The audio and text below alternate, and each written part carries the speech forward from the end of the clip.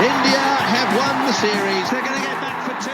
India home. Hello and welcome to a new episode of the 81 All Out podcast. This is your host, Siddhartha Vaidyanathan, and I'm joined today by the regular crew, Mahesh, who is at Cornered on Twitter, Ashoka, who is at AB Ban on Twitter, and Kartikeya, who is at Cricketing View on Twitter. Why am I saying Twitter? It's called X these days. Elon Musk has changed the world. I will link all their handles. I will link Kartikeya's Substack and also relevant articles of what we're going to be discussing today. So what we're here today is the third test between India and England, just finished a few hours ago.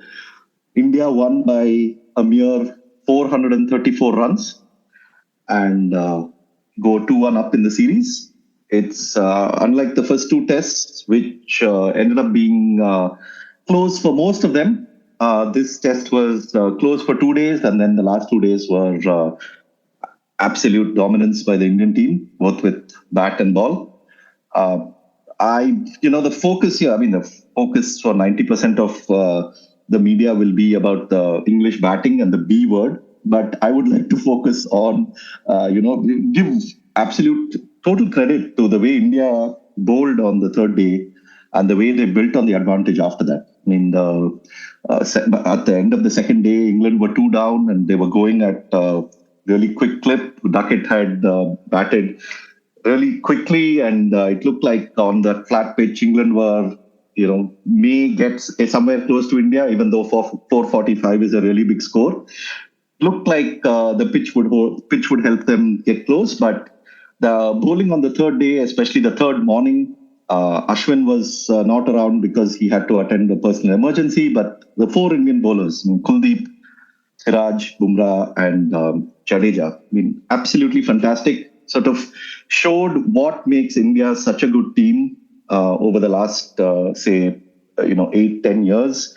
Absolutely formidable sort of bowling, tight, not conceding runs, at the same time attacking, being able to create a lot of chances, and not on a pitch that it's not like the pitch suddenly changed majorly. The pitch was playing through even then, as you saw, even through the rest of day 3 and day 4. Batting was not anywhere close to, hazardous or anything. Jaiswal ended up getting a double 100 in the second innings, which is like a fantastic achievement, and also shows that the pitch was playing true for most part. So to be bowling like that on those conditions, fantastic. England, we can talk about their batting, but I think we will all agree here that they were short on their bowling. English bowling, in Vizag, they didn't pick the extra seamer, probably cost them. Here again, they ended up going with 2 spinners and 2 seamers. And maybe they should have thought of strengthening their bowling a bit more, because these bowlers are giving quite a few loose balls to hit. And, at a certain point of time, as you bowl more and more, then, the loose balls just keep coming. So, something for them to think about. Apart from, of course, their batting, which will be discussed threadbare for the next few days, maybe the next few years. But let's bring the others into it. Mahesh, thoughts, other observations from the game generally? You were praising Rohit Sharma for his tactical brilliance, but okay, I think we can take that to the pinch of salt. Yeah, with a bucket of salt. No, so I was pretty happy that I like watching, especially this Indian team play on these kind of wickets, and also I think Bazball, the whole sort of English lineup, the way they select that team, the way they go about their approach, it's all done in a way where they give themselves a shot at winning a match in India when the wicket is turning reasonably square. The wicket is turning a lot.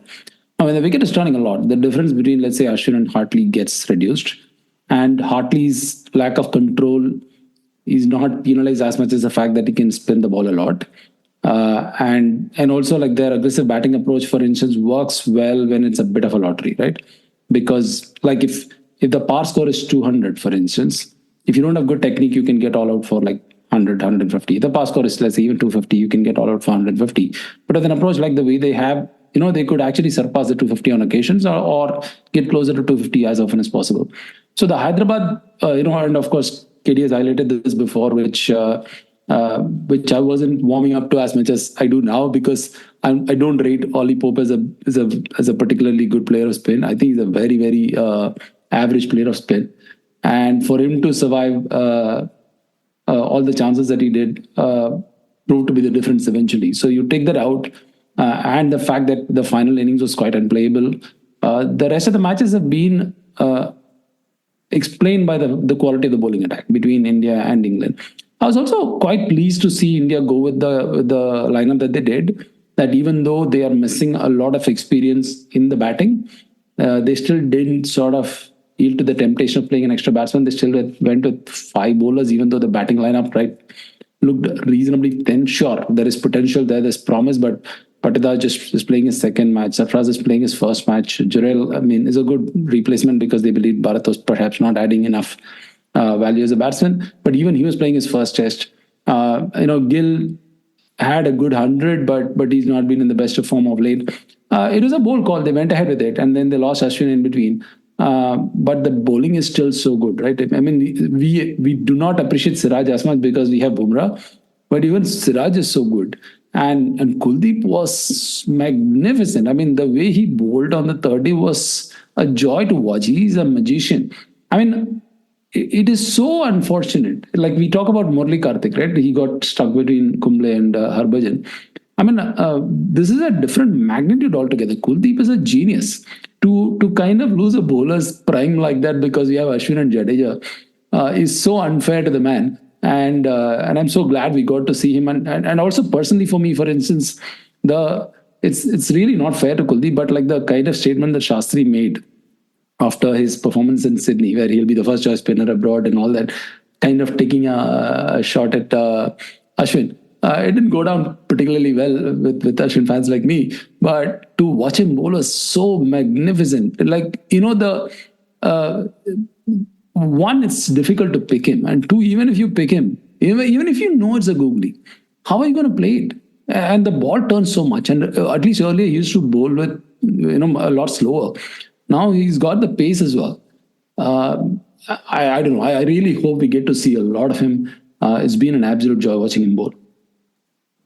Yeah, and also I think it's Kuldeep is bowling at a time when you have not only do you have two of the greatest bowlers, two of India's greatest bowlers bowling, which is Ashwin and Jadeja, but also the fact that ironically Indian pitches probably favor finger spin more than wrist spin. But that's always been the case. No, largely that's always been the case. Yeah. So I'm saying like a genius like him is getting a double whammy on both sides. So he has these two to compete with. Plus, for the conditions, they will probably go with a finger spinner anyway. Like that's why Aksar gets ahead sometimes. Like Aksar comes into the fray when they have to select. But the other point I wanted to make is about the pitches. I think part of the reason is also because of the India's batting. If there was Kohli and KL and everyone else around, I don't think they would have hesitated to have pitches that are a little more spinner friendly than this. I think the fact that you have all these players like Jaiswal and Patidar and Sarfaraz and Gill not in form, I think that makes a difference too. They also give them those conditions that will be more favorable to them. Actually, I'm not sure. First of all, I don't think, they think like that about pitches. And two, one, even if they think like that, it's not easy to make that tailor-made pitches. Three, I also think even if they think like that, these pitches are made to exacerbate the difference in quality of bowling between India and England. Every time we've lost a test match, whether that's against Australia last year or England now, or, going back to, what's his name? Pune. Every time we've lost on a reasonably diabolical wicket, right? Like, so long as it's a fair wicket, the only risk is that it could be a draw, right? And also, like you're basically stretching your bowling attack, and sometimes I'm worried that Bumrah might get injured. Sometimes you feel like Ashwin is being overbowled and so on. That's probably the only risk. Otherwise, these wickets are better to establish the difference in quality of bowling attack rather than Hyderabad. I know, like, see, even if you play 5 tests on Hyderabad, it's not like every test is going to be a lottery, right? Even over a period of time, this Indian attack is going to win like comfortably 3 tests, if not 4. But it'll be much harder for England to win on a wicket like this. Okay, fair enough. Ashoka? Say, we usually do previews before series like this. This time we didn't. And in those previews, we would have asked each other, what do you think the scoreline would be? I'm sure all of you would have gone 3-2 one way or the other. And Sidvi would have gone 2-2 and said one would be a draw. Right? I'm just guessing, but I know that I'm right. Yeah. I would have gone 2-2 and I would have said one will be hopefully a tie. In fact, that's the ideal series for me. 2-2 and a tie. Yeah. Yeah. For me, this would have been 4-1. I would have said 5-0 India, but England won a test. And the first 2 tests, I generally think in a roundabout way, the Indian batting kept the English bowling or the English team itself in contention. I think that, the pitches in the first 3-4 days of those 2 test matches didn't warrant that many Indian batting wickets, and English bowling definitely didn't. And that's why I think in this test, the England didn't bowl that much differently from what they did in the first 2 tests. It looks really bad because the margin of loss is like 434. But I do not think that their bowling, bowled significantly worse than they did in the first 2 tests. In the first 2 tests, also they gave away that many loose balls per over, at least one. But, these guys somehow found a way to hit loose balls or, into the hands of fielders or hit it up in the air and get out. This time, all of that didn't happen. And therefore, you see a lot of hundreds from, you got Rohit's 100, Jadeja's 100, Gill 90, 200 from Jaiswal, 50 from... Twin 50s from Sarfaraz, yeah. So I think this would have happened in the first 2 tests as well. But, unfortunately, a lot of wickets fell. It looked a little bit rash batting, and it might have also probably cost Bharat's spot in the 11 for him. That was the difference. Otherwise, this should have been a 3-0 thing because before the series, I just looked at this bowling lineup, man. Hartley, Rehan, Bashir, and then Leach. So there is only Leach to, safeguard the attack from, the onslaught. And now Leach is injured. So you have to depend on these 3 guys. And these 3 guys have not even played in India. They haven't played a single test in India. So it's a sad situation, actually. These guys, it's easy to say that they're getting hammered, but poor guys, man, they just are picked and then they say you're going to play. It's one thing to say that we give a lot of confidence to our players and all that. You can give 100,000 confidence from outside the boundary line. But bowling in India, you have to have some kind of an experience, no? You have to... first tour for even very, very good bowlers is very tough. And these are very young guys in their careers. And they're getting hammered. So that level of sympathy is there. But having said that, England consistently make that mistake, man. I think I'm really surprised that they haven't played Ollie Robinson yet. Right? and they should have played at least 3 pacers right from the first test because they should have known that spin is not the way to go here. Probably, as Mahesh said, they were expecting everything to turn square from day one. But, I would expect them to be, they would see the pitches before the match, right? They would actually have a talk with the local people and stuff like that. So I would expect them to know a little bit of what's going on in the center and gauge the pitch correctly. Because they have gauged it wrong 3 times now. And these 3 spinners are not going to give you control. And you're going with 11 where Stokes is not going to bowl. You're depending on Root to even pick wickets. So if that is the case, you better pick a good bowler, man. Ollie Robinson may not give you 7 or 8 wickets like he would give you in England, but he will give you a lot of control. he will not let India go ahead with like 3.5, 4 runs per over like they did here. So they have actually made a big mistake there, and they've done it 3 tests in a row. I mean, Ranchi might spin, but I still think they might want to, sacrifice one of those spinners. And they're already down to 2, so I don't know who they are going to drop. Maybe, as KD was saying sometime before, if they are going to drop Bairstow and bring in Ollie Robinson, I don't know. That might be a good idea, because they'll have at least 5 good bowling options, of which 3 can give them some kind of control. So yeah, I think they hope they do that. But if they don't do that and they, doggedly stick to this idea of Root, Hartley and Rehan bowling the bulk of the overs, trying to get 20 wickets, this is going to be 2 more bloodbaths. I know the last test is in Dharamshala, but still, if they persist with these guys, and it's not their fault, right? This is their first India tour, but that's the result that's going to be. It's going to be 4-1, unless, Kartikeya's luck theory somehow works out, and instead of Ollie Pop, this time it's like Crawley getting some 700 Crawley runs getting 80 false shots. 80 false shots. Because he's tall.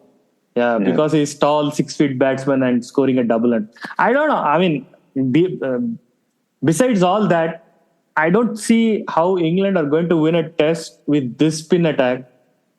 JD, I did see a tweet from you where you said if not for Ollie Pope's innings, it would be 3-0. And seems to be a fair reading of the situation. Yeah. Yeah, even after the first test, I said that I see nothing in the first test which suggested India weren't going to win. Yeah. So what do you make of this one? Yeah. I don't know. You guys have all covered all the cricket. I'm going to cover like The non-cricket. the player who I have become a complete fan of purely because of his performance on the 4th morning. Our night watchman, Kuldeep Yadav. He came in on the 4th morning. And What do you mean night watchman? He's a replacement for Virat Kohli, man. India is testing him out. He coolly batted for 76 balls for only 24 runs. He played like 70 balls out of the first 18 overs of the day. He ran out Shubman Gill. He got England to take a review when he had hit an inside edge.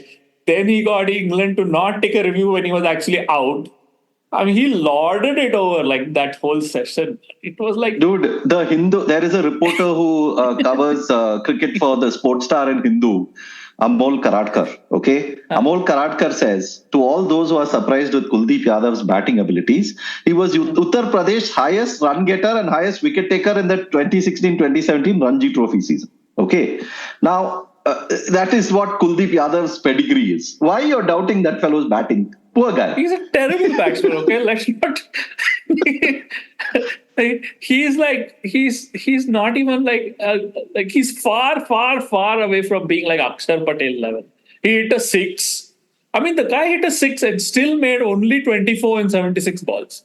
And that was a beautiful follow-through for that 6 also. Let's not He forget that. enjoyed it also. Now, if you compare Kuldeep's batting to Jadeja, Ashwin or Akshar, then he's far, far away. But think about Siraj and Bumrah. He's so far better. And Mukesh. Okay, Don't forget Mukesh. What kind of comparison is that? Like, they're hopeless. Yeah, but he's also like a pure play bowler. He's not They're an like all-rounder. pure number 11s. Like, it's not an achievement to not be a pure number 11. Come on, man. Hey, this time, the first innings, did you see Siraj's defense? Reminded me of Jack Callis. Dude, Siraj you just Why are you laughing, man? You said Kuldeep is a replacement for Kohli. Then you're saying Siraj is reminding you of Jack Callis. Where are you going reminded me next? of Jack Callis, man. Next you'll say Yashasvi Jaiswal is reminding you of Brian Lara. Where is this going next now? No, man, but Siraj is making me regret now naming him Cassius. Because now he's getting in line with the ball and all, man. What is going on? Amazing, dude. He just covered the spin and just gracefully defended it. I was like, oh my God, this is like Callis, man. prime Callis His used to do original this. technique was so good. All his footwork was designed to get him as far away from the ball as possible. See, listen, let's, for all these lower order batting and for all India's batting and for Jaiswal and Sarfaraz and Gill and everything, come on, let's give some credit to Bazball. Duckett has said it, right? I mean, you have to give some credit to England for the way India is batting. England say random things, man. Last test match, that Anderson was saying, oh, look, India sent the night watchman. They're being really cautious. They're worried about us. This time, Jaiswal hammers are some really fast runs, and Duckett says, "Oh, we are very impressed with how Jaiswal plays. We have inspired him. We should get some credit." Everything they have to get this is this is like God's eye, man. Like Bazball, like everything flows from there. This is the worst thing to have happened to cricket. It is not revolutionizing cricket. It is actually de-evolutionizing cricket, man. This Bazball. We are turning from humans to going back to apes, dude. This because of this. No, but look at this. Nonsense. Look at this. Isn't it like just purely take away all the cricket from it? Just purely as marketing. Isn't it genius marketing? You have this thing. Everybody focuses on it. Everybody talks only about it, and then players are hardly accountable for it because that's the way they play. That's how they play. Why are you worried? What I love most is the idea that when it works, like on second day 2, when there were 200 for 2, it was like, oh, Bazball is so awesome, this reinvention. England are. And Rohit Sharma doesn't know how to counter Bazball. Yeah, what is Rohit Sharma doing? He's setting all these horrible fields. Nothing is happening. So on and so forth. There's a serious cricket point about that later on. But then on the third day, when they England took chances and they didn't come off, like all these people, they turn on a dime and they coolly say, this is not Bazball. Bazball is when they are selective and thoughtful, and when all the chances that they take come off. It's like these people use the word chance and totally obliterate its meaning in its usage, man. No, but that's the genius. When they say chance, they're just making a noise, man. Like it's just.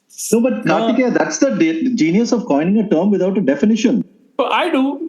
There is a definition of Bazball. It's a thing. No, it's an approach. And it doesn't matter what Ben Stokes says about it, or McCullum says about it, or Root says about it.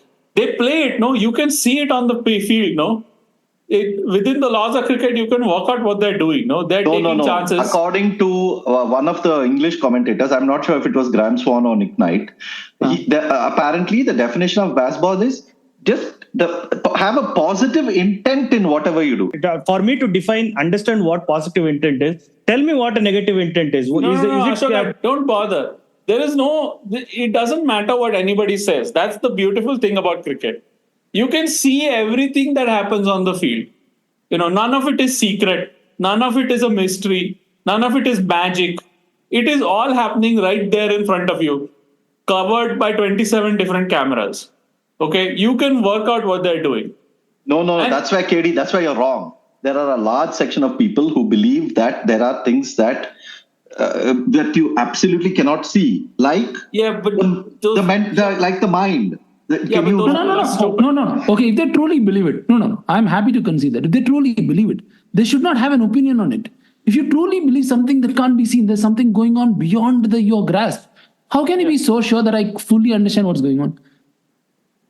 Because they have played the game at whatever level they have played it. Most people who say that actually haven't played the game. No, those people are stupid. No, I mean, they're you cannot, we saw after day 3, especially because Root is a very, very great player.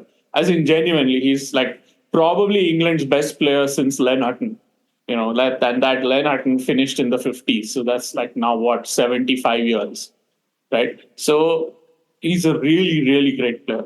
And when he plays that sort of shot, they do get upset, and they do get sort of a crisis of whatever you want to call it.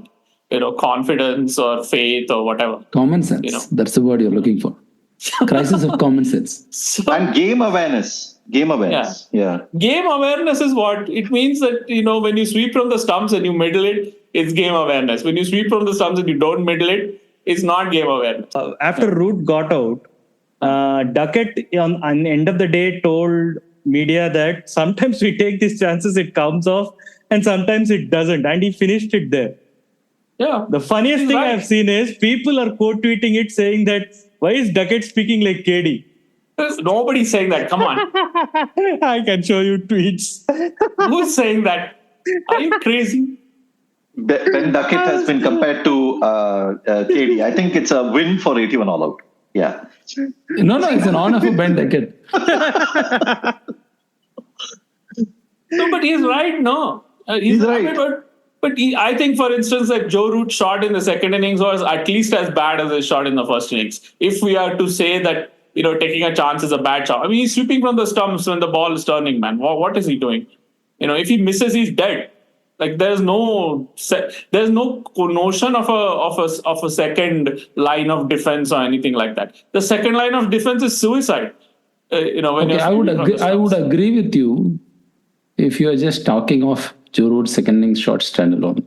But because Rohit also did the same thing, I have to argue that Root's first innings dismissal was worse.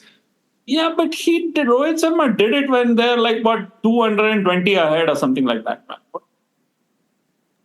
No, 170 ahead or something like that. Besides, he did it against the English attack, against Joe Root and all. This is the point is not that England take chances. The point is that England have to take chances to score at 4 runs a row. They're not getting freebies. They're not getting a short ball every over. They're not getting a half volley every over. They have to manufacture so much to score, and they run out of luck. This is why in 5 out of the 6 innings, England have failed to make 300 runs off the bat between their 10 wickets. In the first innings over here, they got to like 319 thanks to that 5-run penalty and some extras. But they managed like 299 from the bat. So that's not a coincidence. No, and the one time they did cross, it was because Ollie Pope was outrageously lucky. Ollie Pope lasted 75 fall shots in that innings. No other England batter has lasted more than 29 in an innings. Ben Duckett's 153 in 151 balls. He lasted 29 fall shots. That's 1 every 5 balls, roughly. 29 in 151, right? So India have induced a fall shot every 4.3 balls in this series. England have induced a fall shot every 6.8 balls. They are more than 50% worse than India. India is scoring nearly 4 runs per fall shot. England are scoring 2.8 runs per fall shot. The amount of risk that England have to take to score runs and the amount of risk that India have to take to score runs is not even comparable. So India's batting, however underpowered it might be and however inexperienced it might be, Jaiswal all said and done is playing his 7th test match. And, this Patidar is playing his 2nd test match. There are 2 players on debut. And it's not as if Rohit Sharma has played 100 test match. He's also playing only his 57th test match. Yeah, he's a newbie to test cricket. The most experienced player in the Indian top 7 in this test match was Ravindra Jadeja, who was playing his 70th test match. So, I looked in the last like 18 years, 15 years or so, India played 1 test match with such an inexperienced lineup. I think it was Cape Town in 2018, the first test of the 2018 South Africa tour. That was the last time. And even there, they had a lot of players who had played like 30, 40 tests. Whereas here they don't. So, even Kuldeep is only playing his 8th or 9th test match. 8th test match. And so, this is... Even it doesn't. I keep saying that batting doesn't really matter in Test cricket. This is the better bowling attack which always wins. India have been cobbled together enough number of runs to comfortably win 2 of the 3 Test matches. In fact, they made enough runs to comfortably win all 3 Test matches. Apart for Ollie Pope. Now the thing is that England, they need to find a way to get 20 wickets. Their theory of the case is extremely negative. England have played a very, very negative 11 in this whole series. They're packing their batting. They seem to be extremely spooked by the turning wickets. and the wickets are not really turned that much. And so they're playing 4 bowlers, even though Rehan Ahmed, Tom Hartley, what's his name, Ollie Robinson, and Mark Wood can all bat pretty well. I mean, they're all better batsmen than Kuldeep Yadav, for instance. So even with that, they're packing their batting with 6 batsmen plus Stokes.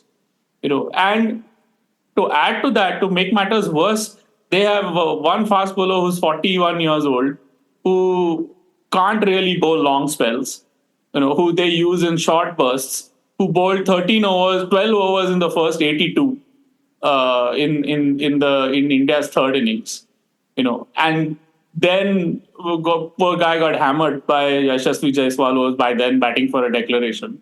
I got hit for 3 sixes in an over or some such ridiculous thing.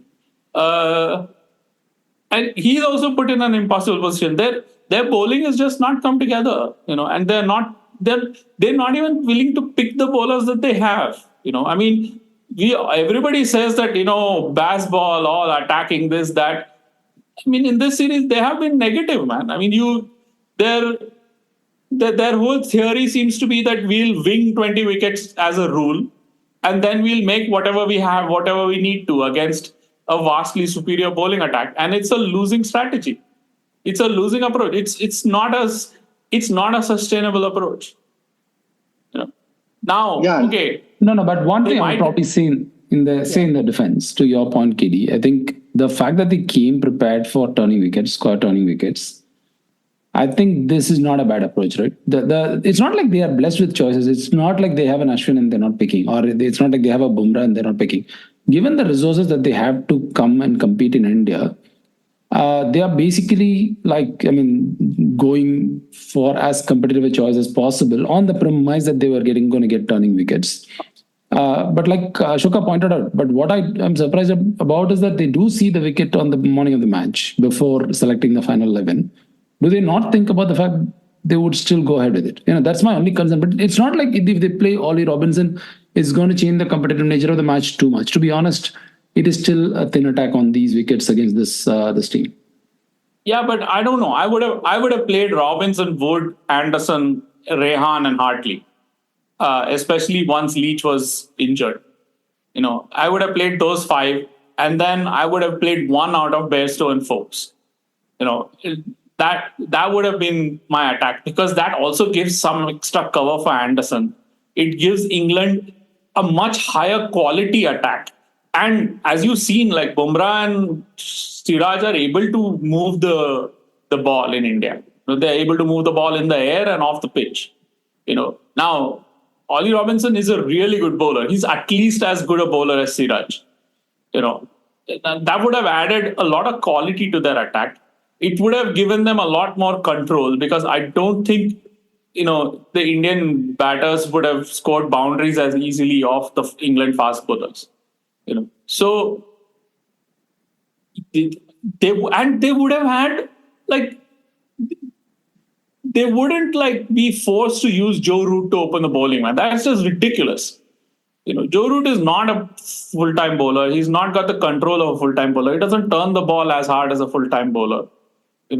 I told this, and Sidvi said he's a great bowler, man. What is this nonsense? I mean, he's a good part-time bowler, like Arvinda. He's a great bowler. He's improved, I said. That's all I said. Yeah, I mean, like Arvinda or like Sehwag or like Tendulkar on his day. He's okay. But that doesn't mean he bowls 100 overs in 3 test matches, man. I don't think Tendulkar ever bowled 100 overs in 3 test matches. See, the Indian spinners, they spin the ball much harder than the England spinners. And the thing is that even though they spin the ball that much harder, they still lose their length less often than the England spinners. That is what the difference is between Root and our frontline spinner. To be able to spin the ball hard and still not lose your length, to still have that control. I mean, Ravindra Jadeja is magnificent in this test match. You get. So that's the thing. No, you get hammered. You get hammered for a 3-4 over spell where one guy goes after you, takes a lot of chances, and they come off. And that's okay. You go for 35 and 5 overs. But then you also get a time where, you're forcing the batsman to sweep from the stumps. And you also get a couple of wickets in in 3 or 4 overs because the batters are taking so many chances. But the point is, you have to force the batters to take those chances, no? Because I think also if you don't, on the then you bowl like Jadeja did today, like 7 overs for 10 runs. Until Wood came and chanced his arm and took off some runs. But that's fine. That happens. But that's the thing. I want to add a bit there. There is this whole theory and misconception, I feel, that, when a spinner is bowling, for instance, say Ashwin or Jadeja, and if Duckett or Pope or one of these players starts to reverse sweep and paddle and reverse dill scoop and do all these things, there is this notion that the bowlers suddenly, they will lose all their bearings and their rhythm and all that. But what really hurts the bowler, on the other hand, is when two batters are comfortably, playing the field, taking them for runs, and then whenever they bowl a loose ball, if they're hitting them away for 4. I mean, that is what is far more demoralizing for a bowler than this, playing like 3 funky strokes and getting 4s. I mean, that actually, I don't think demoralizes a bowler at all. And definitely won't demoralize a bowler as good as Ashwin or Jadeja. See, when Ashwin comes to, let's say, Ashwin must have played first division in division, school cricket, zone, division cricket. He must have gotten smashed by so many batsmen. Then he plays Ranji Trophy. He would have been smashed by so many batsmen. Then even in Test cricket, he's been smashed by so many batsmen in so many different grounds in the past. I mean, the greatness of a cricketer is the fact that they know that this happens. This is part of the game and how to bounce back. Every time you can't look at a guy who's taken 500 wickets and saying with a straight face that Duckett is hitting him for 4 boundaries and he's losing his bearings. I mean, if he can lose his bearing, who can hold the bearings? I don't get it. This is not a new notion, by the way. This is like, many people talk like this when you speak of cricket. Like, if they get hit for 20 runs in an over, it's almost like that's it. I mean, that is you, the invested audience who's losing your bearing. Yeah, exactly. not the bowler. No, and he gave an interview. After he got 500, they were interviewing him. And he specifically pointed this out about the day's play when Duckett was at 133 not out or something at the end of that day. He was like, good. It's good that they're taking these many risks to score these runs against us. What that tells is that they have to keep doing that for them to be on parity with us. Which means they know that if they keep doing this, wickets are going to come. If this kind of hitting is not a sustainable way of facing these bowlers. So when they know that where is the rattling coming from? The rattling is only coming from from the commentary box or from the audience. No, it's not coming from the bowlers. Yeah, I mean, see, Joe Root, if you take the reverse scoops that he played in the Ashes or the reverse scoops he's playing now, is partly sort of a tribute to the quality of bowling that he's facing. I mean, the reason why he's taking on Cummins and taking on Bumrah with these kind of risks is because they're not giving him much else. So this is his kind of a pressure release that he's trying, and he's obviously practiced it multiple times and he has pulled it off also. It's not like he's suddenly, getting some brainwave. But the fact is, let's credit the bowling. Let's credit the fact that they have pushed him into this corner to play this shot. Because if a Joe Root has to resort to that, if Joe Root, who's like such a great player, has to resort to that, then it probably means they're, holding him tight. I mean, part of the point is that part of the point of taking all these chances is to spread the field. Okay, so that's why England are doing it. But see, India have been alive to this. I mean, after the first test, the thing that India were really upset about after the first test was that in the first innings in Hyderabad, England scored 46% of their runs without hitting boundaries. And in the second innings, this rose to like 55% of their runs. And India thought that this was really bad for them. Because, see, it takes a lot more risk for a batter to score boundaries unless the bowler is bowling a bad ball. Okay, so the percentage of non-boundary runs is really a really good proxy for control, like how much control the bowling side is exerting and how much risk they are forcing the batters to take. So India were very, very concerned and they wanted to get this down into the 30s. And since then, they did get it down to the 30s. I mean, England since the first innings of the Visakhapatnam Test, India have conceded 36, 31, 35, and 34% of runs in non-boundaries. And they've done this mainly by adjusting their field placings, deciding which boundaries they want to defend and which boundaries they are prepared to chance. What lengths they are going to bowl, what lines they are going to bowl, and so on and so forth. So Jadeja against the lefty, for instance, especially when it's not turning, he seems to now prefer the round the wicket line because it helps him bowl wicket to wicket. And that's fine. So they have sort of made their peace with Bazball. No, they have sort of contended with it, and they are sort of contesting it.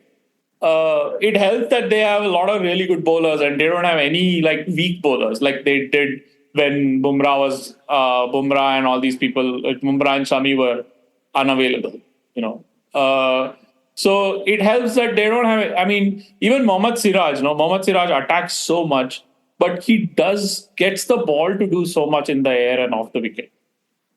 That he's fantastic. I mean, I don't think we have had a bowler like Mohammad Siraj level of relentless energy in Indian cricket. I mean, I can't think of anyone. He's perfectly suited for bowling as a foil to these current Indian bowlers. I don't think he can lead an attack yet, at least not as well as Bumrah does.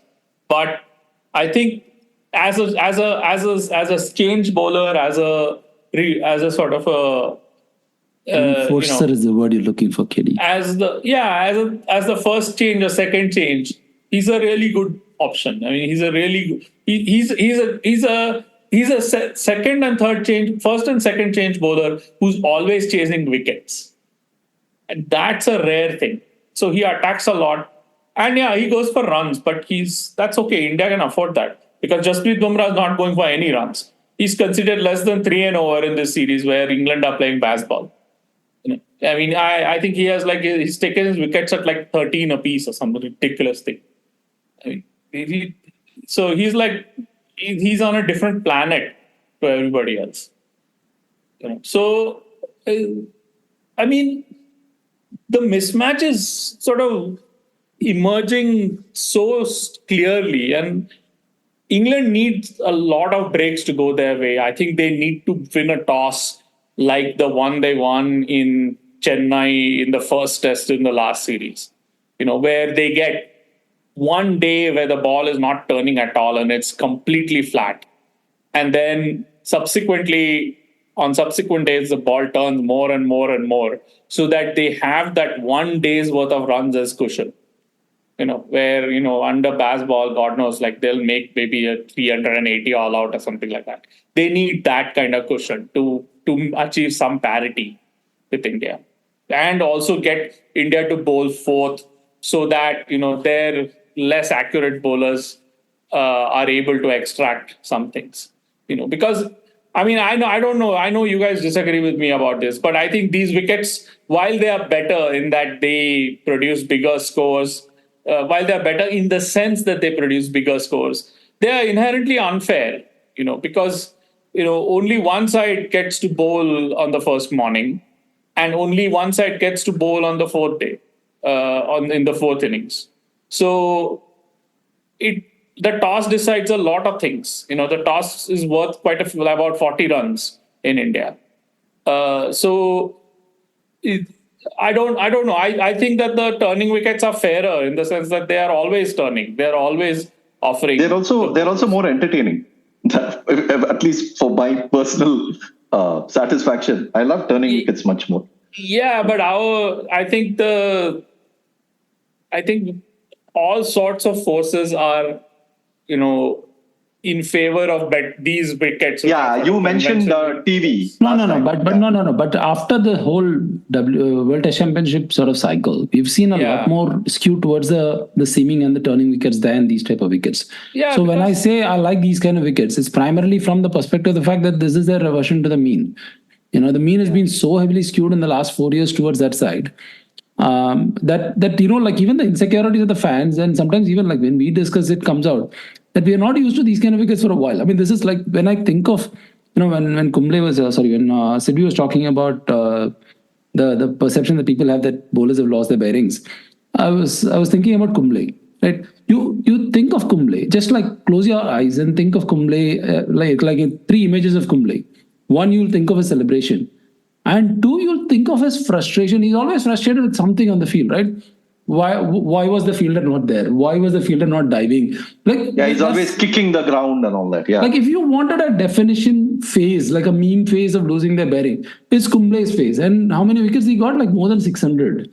Right? This, I don't know, these are extraordinary sort of accusations to make. I know I wasn't in favor of using these words before KD started using them. But you're essentially accusing cricketers of some moral failure, like some character flaws, right? And not. No, and the thing is, I don't think. The thing is, first of all, this is all in the fan space. I don't think English cricketers think that way. I don't think, for instance, Ben Duckett, when he plays that reverse sweep or gets 3 and 3/4, I don't think he's thinking Ashwin as the. He's just thinking, I just hit one of the greatest bowlers of all time for 3/4. Exactly, because Ben Duckett is like clueless, man, against Ashwin like a lot of the time. Like if he has to play like a forward defensive, or if he has to play like just normally, he is not able to play it. So this is his way of releasing all that sort of inadequacies and doing it. Say that it is not his fault also. It is just that in these conditions, it's really hard, man. I mean, Joe Root is doing reverse scoop. So what will Ben Duckett do? So for them, they are not thinking they are demoralizing. In fact, they are thinking that great, it came off. Okay, great. They know that they had to take so many chances, and if it comes off, that's their best way of winning, their best chance of winning. It's not like they are not deluded enough to think that this is some revolutionary approach and they're going to change. No, deep down they know, right? See, and also like and KD is spot on, right? You cannot ask people their opinion of their methods, right? The evidence is there for you to see. Like if you ask, let's say, like Djokovic, he must be saying, I'm the most attacking player in the world. But the evidence is there for us to see, right? So why do you have to judge Bazball based on what they're saying? We know what they're doing. Yeah, they're taking chances. They're saying that, okay, if we play like we used to, we might play 100 overs and make 110, 120 overs and make 300, 350. Whereas let's try to do that in 60, 70 overs. That's all. No, but the trade-off then is, KD, the trade-off then is that the bowlers are then coming and having not that much rest. No. I mean, pretty much what happened in the Ashes, what Hazelwood had mentioned as well. Why do you think it's irrelevant? I mean, come on, for an Anderson to come back on the, after 70 overs, I mean, he would... No, if that is a problem for Anderson, he shouldn't be picked. Come on, 70 overs is a lot. These are professional cricketers. And 70 is a lot of overs. But over a period of 5 tests, doesn't it catch up? Doesn't the whole workload catch up? I mean, they're doing workload management, like playing Anderson for playing him for 1 test, playing Markwood. And with Anderson, there is also the problem, right? The Museum of England might take offense that if you take their artifact, 7,000-year-old artifact, and use it so recklessly, okay. The government of England will... The workload management is important, and I'm not going to sort of dunk on that idea. I think in the modern world, modern sort of schedule is very, very important. But you don't decide how to play based on that. You don't decide what kind of approach you have for a match. No, you don't decide. But I think batting for longer has its inherent advantages, both in terms of runs and in terms of the sort of how much you're grinding the opposition down, doesn't it? I'm not sure, unless you're talking about a draw versus a loss. I think basically, given a particular quality of attack, it doesn't increase the volume of runs that will come. It will just changes the speed of runs that will come. On average, this is basically what I think about basketball. Can you sort of explain that a bit? So the point is, England. The point in Test cricket is to score a large number of runs. No, it is to accumulate a big score. Yes. Whereas England are trying to score fast, and their belief is that if they score fast, they will spread the field and they will get easier runs. And so on balance, for the amount of risk that they're taking, for the volume of risk that they're taking, that is the total number of chances that they're taking, even if they take them in a fewer number of balls or in a fewer number of overs, they will come out ahead. So whereas they're maybe expecting to be 300 all out in 100 overs, playing normally, they will expect to be like say 330, 340 all out in 75 overs. That is where what they're aiming for. And like once or twice, I think James Anderson and all have also said, like that is our approach. We try to get whatever we can in 60, 70 overs. That's our approach. Now, therefore, you are right, because that has not happened in this series. Yeah, because they're playing against and it doesn't help them in this series, because their bowlers are not able to exert that kind of control. Whereas don't go into bowling. Their batting alone has scored outside. Let's take out 153 and 196 out. The innings, the other innings have been 246 all out, 253 all out, 292 all out, 122 all out. Those are also outliers in the distribution. So let's say that those are going to happen from time to time. Like they're going to get those innings from time to time. That's fine. That can be 5 innings in a row, man. Yeah, but it won't happen 5 innings in a row. No, I mean, it's happened twice in 3 test matches. And Duckett's innings was not really an outlier. 29 fall shots. Okay, unusual. Fine. You're talking about Duckett and Pope's innings. I'm saying take those 2 innings out. The other innings is where they didn't have that 100 plus scores. England made 246 all out, and then 253 all out, 292 all out, 122 all out. So their philosophy of scoring faster to score more is a non-starter in the first place. No. I think so. This is my view. I don't think, like for instance, if they believe that on an average the volume of runs is going to be the same, even though they're going to score faster, I don't think that's the trade-off.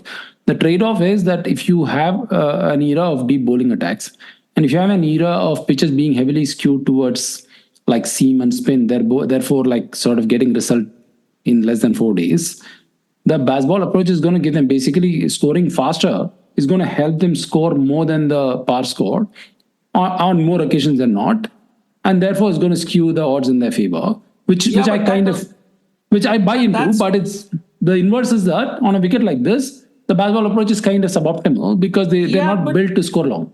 It's also not really that significant though. Like that extra 30-40 runs is not that significant, given that the difference between what England's bowling concedes in England and what England's bowling concedes in India is probably like 120 runs, 130 runs per innings. I don't deny that. But what I'm saying is it's not so this approach, see this the plausibility or the significance of an approach or the competitive significance of an approach depends on how well it helps them compete. So I mean in England they're going to win anyway. They do win anyway.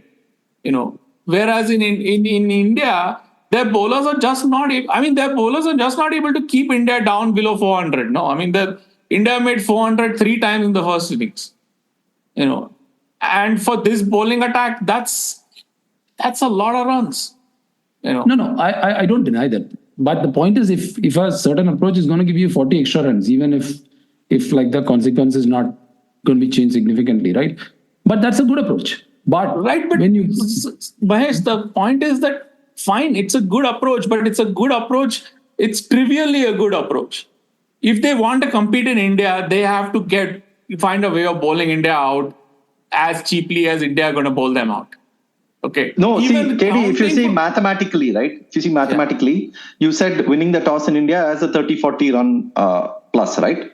Yeah. So if England let's say Bazball is another 30 runs. Yeah. So but England but that's what I'm saying. India, they get 60-70 runs advantage, which is on good, average. No. But that only works. The Bazball plus 30 runs only works if you get turning wickets. The moment it becomes flatter wickets, their approach is like minus 30 or minus 50, because when you try to score faster on a flatter wicket, your volume of runs come down. Yeah, because I think, for example, that if if England played normally, right, they would do better than the first innings scores that they've produced in this series. I mean, in 2016 they did. They scored a lot of runs in the first innings in 2016. Their bowling was not good enough to hold India in. And at that time, India had a much better batting lineup than they do right now. Much more experienced batting lineup. Yeah, I mean, they had giants like Karun Nair. No? Come on. Yeah. I mean, there was Pujara, there was It was a Kohli. better batting lineup, not because Karun Nair was there, but because Rahane was not there. KL. No, Rahane was there. He had a rotten series. But wasn't he dropped? Didn't he I think Karun Nair came in place of Rahane, right? No? Yeah. Injured somewhere. He came but last test. Just last test. He didn't have a good series until he got injured or whatever. No, but Rahane not having a good home series, there are too many to pick. Kohli scored a lot of runs. Everyone scored a lot of runs. Yeah. Yeah. But that was because Rashid and Moeen were not really able to control the scoring. Even Jayant Yadav came and scored 100 against them.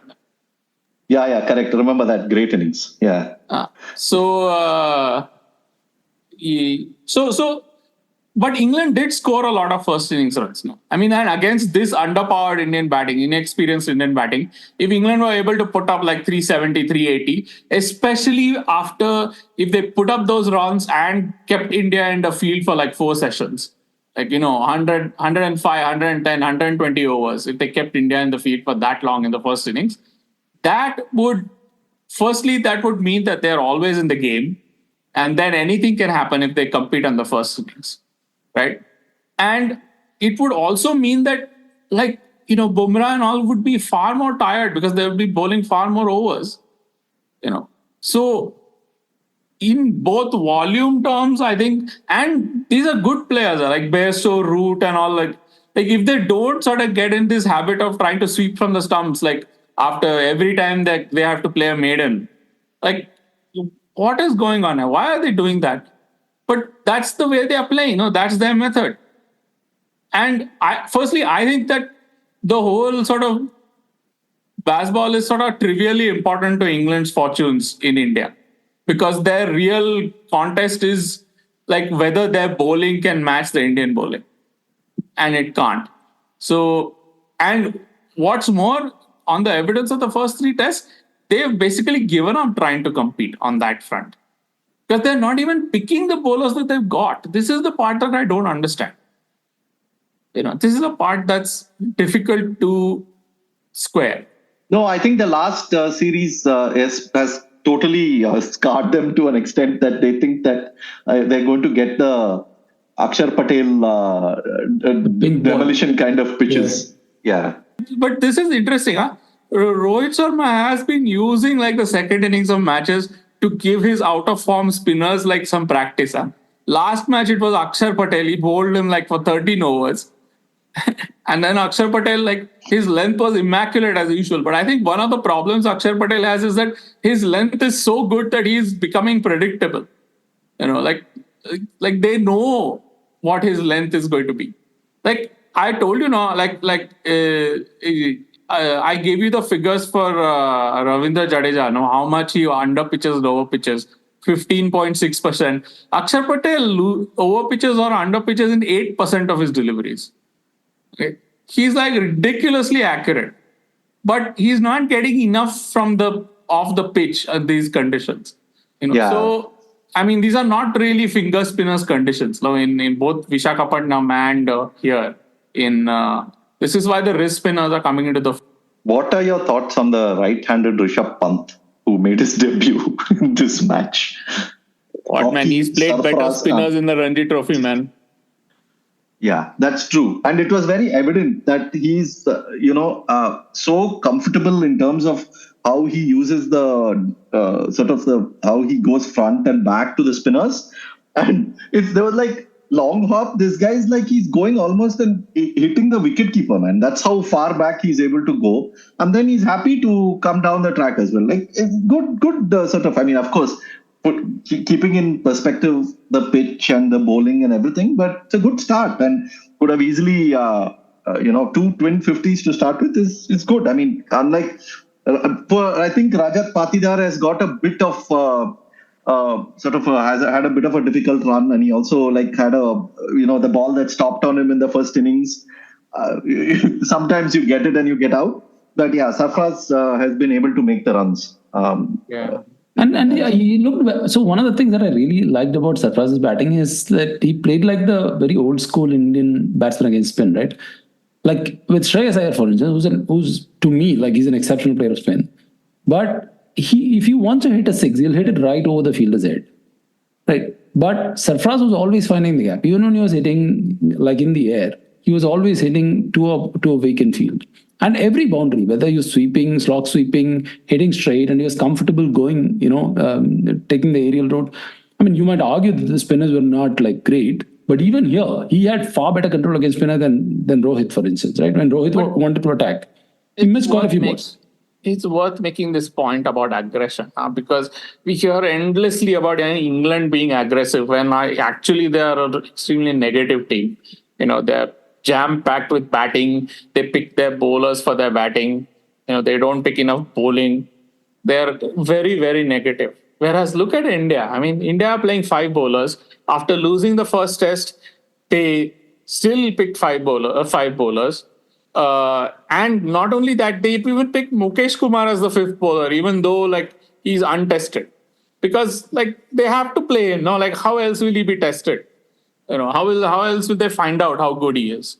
Then they're picking these batsmen like Jaiswal in 7th test, Patidar in the 2nd test, and then they have 2 debutants. They're just like, they really believe that, okay, we'll put some 5-6 batsmen that we have in the lineup, and that should be enough. And it is enough. And not only that, look at how they are playing. Okay, look at how Sarfaraz's debut innings. Can you imagine like a Indian batsman 20 years ago playing a test debut with all the story that was put out about him, about how he has not been getting a chance to play, all the usual racket nonsense that gets talked about selections and all. Did he play like someone who was overdue for a chance? He played freely, man. He played like, he was playing in the park. Yeah, KD, your favorite cricketer did that at Lords in '96. When Ganguly debuted, that's how it was. That's how easily he played. Okay, that's a troll, but okay. No, so the other thing about Sarfaraz is, that was a road, man. Road? What is this then? What? This is a major picture. Of course, India won in 4 days. This was also a road, by the way, when Sarfaraz was batting in the whenever he was batting. Yeah. Anyway. No, so when Sarfaraz was batting, this had one bowler who had 685 or something test wickets. That England attack didn't have like 60 test wickets between them. I'm glad you have taken it seriously now. Dominic Karp was more likely to take a 5-wicket haul there than your Tata Sen. So. No. I completely agree with this point, by the way. All this troll bait apart. Completely agree that the Indian first-class cricketer today is far, far, far more ready for Test cricket than the average Indian, like the Test debutant was all those years ago. There's no doubt about it. I mean, not only that, but the Indian Test team of today is so attacking. It is so relentlessly attacking. Like they have not got one conservative bone in their body. That's true. They never waver from the 5 bowlers. They always play 5 bowlers. And then they are absolutely no problem. Like they've got 4 guys who played less than 10 test matches. Fine. They will score. They will play. That takes a lot of confidence. No, and also like when Sarfaraz came in, I mean, Jadeja was already on like some, close to his 100. And then by the time Jadeja was like on 99, Sarfaraz had already reached his 50. Like, the sort of Jadeja went from 85 to 99. The time Sarfaraz went from 0 to whatever. But then all these young whippersnappers, they get properly run out by the spinners union. No, like Jadeja did it to Sarfaraz the first inning. This Jadeja and his reflexive running, man. Yeah. Kuldeep did it to Gill. No. But sorry, I wouldn't buy into the Kuldeep doing it to Gill.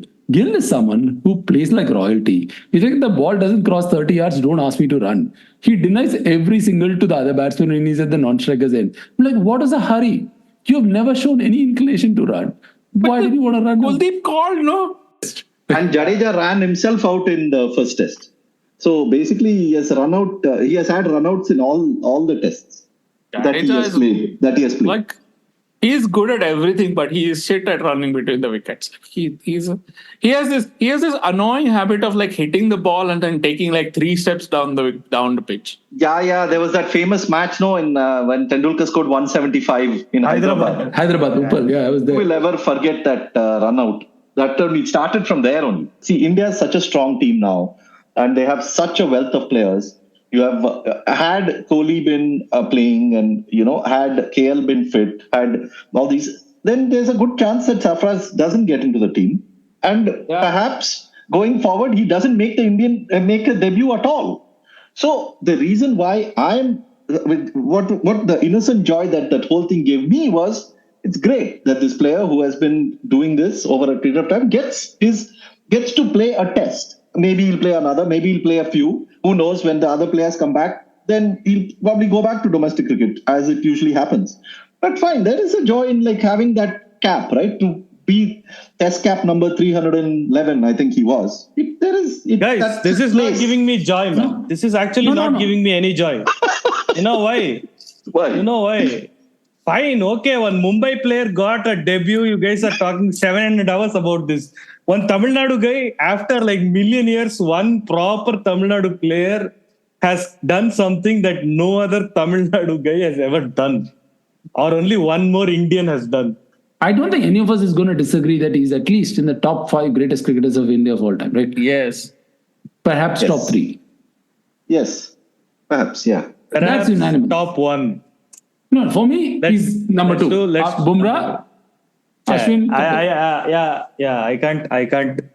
I can't lie to myself. Bumrah and Ashwin are our very own Vaughan and McGrath. Yeah, 1 and 2. So I think, again, we have not said much about Yashasvi Jaiswal. I think by the end of the series, when he makes 1,000 Also runs, Jadeja, we will finally Yeah, say also something about Jadeja. Yashasvi Jadeja Jaiswal. scored 100 and took a 5-wicket haul, man. The Yeah. player of the match. We didn't talk about him. We didn't talk about him. Jaiswal has made 500 runs in this series already. Oh, you guys want to talk about Kachalimbu, man, Ashwin? Like, Listen, 500 Really, but- wickets is 500 wickets. Yeah. but I thought this was really noteworthy. Huh? There were a couple of things that were really noteworthy.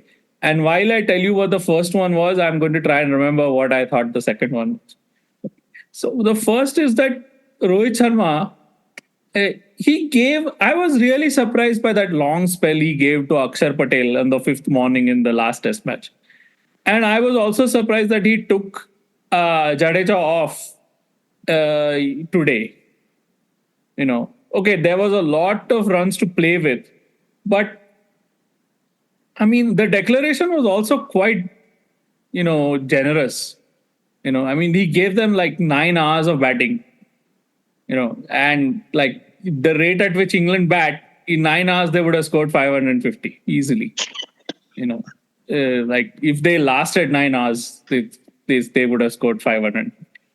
So there was an element of, there was a sort of I don't think India are overly worried about Bazball anymore. Now that may come back to bite them, but talking about bowling, the other thing that really surprised me was it took so long for him to get Ashwin against Duckett when Duckett was batting in the first innings. I know why he did that. I'm pretty sure I know why he did that. Why? I think it's because the ball is not turning a lot, and when it's not turning a lot, he thinks the wrist spinner is going to be much more effective than the finger spinner. And he's probably right about that. He used Kuldeep early even in Visakhapatnam, no? For the same reason. Like the wrist spinner can get more purchase from the pitch, no? He can get the pitch to do more. Fair. My enduring image of Ashwin, speaking of like wrist spinners, is not a wicket or a spell. My enduring image of Ashwin will always be the amount of drift he gets and the superb length he bowls and the way the batsman is like, the batsman is following that drift, trying to sort of line up the ball, and then sort of, trying to play forward. That's he can, and then being hit the ball, dipping on the batsman and hitting the bat high near the handle.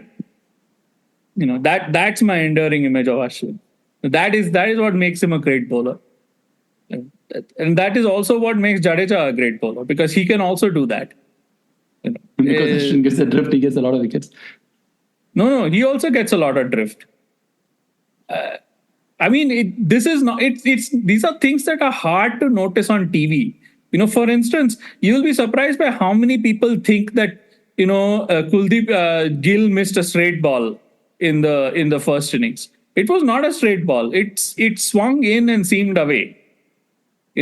That's why he beautiful missed ball. it. Beautiful ball. Similarly, Yeah. the ball that got Crawley today, it swung out and seamed in. That's what beat the inside edge. And with the ball tracking, you can see all these figures.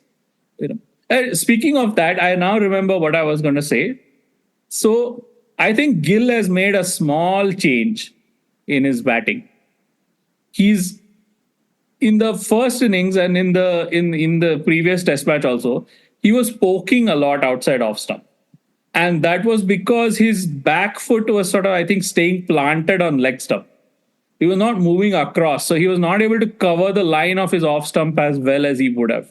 And I think that in the second innings, he started doing that. I mean, I don't know. I mean, I saw something about them having a big net with Rathore and Dravid. Gill had a long net apparently, and maybe he worked on that. But he seemed to be able to line up his off stump much better. And that meant that he was able to sort of leave and play much later and much more comfortably in that off stump line. And this leads me to think that if the wickets stay as they are, and if like Gill has turned to some sort of corner, and let's face it, I mean, in the last year, Gill has had 3 test matches on good wickets. Okay, the what was it? The Ahmedabad test against Australia, the Visakhapatnam test against England, and this test match against this Rajkot test match. And then let's say the 2 test matches in West Indies. Right? Those 5 test matches he's had. He played both the tests in West Indies, no? Yes. Yeah. So in 3 of them, he's got scores. So if these types of wickets were the norm, he would score a lot of runs. He would be averaging like 50 or something like that. So I mean, these guys, like, if they get a stretch of test matches on good wickets, and they sort of sort out these little sort of chinks that come into their methods, then I mean, England are in for a bit of a leather hunt in the last 2 test matches. But my suspicion is that Ranchi will be much more like Hyderabad than Rajkot. Okay, let's wait and watch.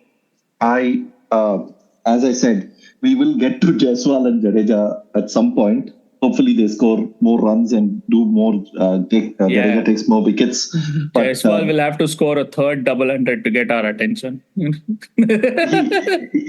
he probably will also, given the way he's batting. I mean, this guy is like. The sort of. I love some of those strokes that he plays on the offside. I mean, both the swing, the kind of swing that he's able to get. He doesn't cheat himself, no? He like really hammers the ball. Because he goes all out. There's no half measures. His swing is beautiful. And yeah, I mean, he's a lovely player to watch. He just goes all out, man. Great to watch. Speaking of things we have ignored, Ashoka, what are you doing, man? What happened? You didn't we have not even mentioned the main thing which we have ignored in the process of mentioning all the things which we have ignored. What is the Rohit Sharma's 100, man. That's what he's coming to. No, that will come. That will come at some point. Don't worry. Let him see. Jaiswal, we have ignored after 500 runs. Rohit Sharma at least has to get somewhere close for us to talk about him. Sorry, I just want to touch upon. We were talking about Jaiswal, and there's this often the notion that these days Indian cricketers are not good players of spin bowling. Like, you look at that batting lineup. You got Rohit, you got Yashasvi Jaiswal. Kohli, who's a phenomenal player of spin, is not playing in this series. Sarfaraz. KL. Then Sarfaraz is like the newest entrant. He comes and bats against spin as if he's born to bat against spin. Like, where is this theory coming from? Which past set of batsmen, not one, but set of batsmen, could have possibly played spin better than this batting lineup? There isn't. Like, statistically, there isn't. And like, anecdotally also, there isn't. No, Like, no, I but come on. remember, this is a perennial thing. I remember, like, world-class spinners and all. Huh? Let's also have some perspective there. But it's not like Sachin and Azharuddin were feasting on world class spinners. Ray Price and all like have taken 5-wicket hauls. Paul Harris, Nicky Boye, Paul Adams. Ray Price, Paul Harris, Sean Udall. See, basically, Kreza, Shane Warne and Jason Murli have Kreza. not Monty. Yeah, Yeah, Shane Warne and Murli. That's the sort of that's essentially it, right? Look, that's like two bowlers in like 25 years, man. What is this? It's like two of the played only. greatest. Yeah, but it's like they played only 6 or 7 test matches against these Warne people. got nightmares, man. I mean, come on. You can't... That is Warne's generosity, Yeah, but that is because he's eating all that, canned baked beans. Baked That's beans. what's giving him nightmares. The ultra processed food. Okay, dude. I really have to go now, time-wise. Thank you so much for joining. We are done with talking about this test, even though there is plenty that we did talk about. That is the nature of the beast because so much happened. We will be reviewing the next test at Ranchi, and we look forward to joining you. It's just coming up pretty soon, actually. And hopefully we get a good contest, a closer contest. I'm all for close contests, not like such a massive one lopsided game, but let's wait and watch. 81 All Out is our website. At 81 All Out is our handle on X. Thank you so much for all those who have been chipping in with contributions at Coffee, ko-fi.com/81 All Out. Some people have been putting in a regular monthly contribution. Some people have been chipping in with a one-off. We're really, really grateful that you are able to contribute. We also have a book republishing imprint, 81 All Out Publishing, where we have put out 3 books. I'll put links to all of them. War Minus the Shooting, Cricket Beyond the Bazaar, and The Summer Game. So I'll put links to those books. It's wonderful, wonderful reads. Hope you can pick it up. And we'll join you in about a week's time after the next test. Good night and take care. India have won the series. They're going to get back for 2.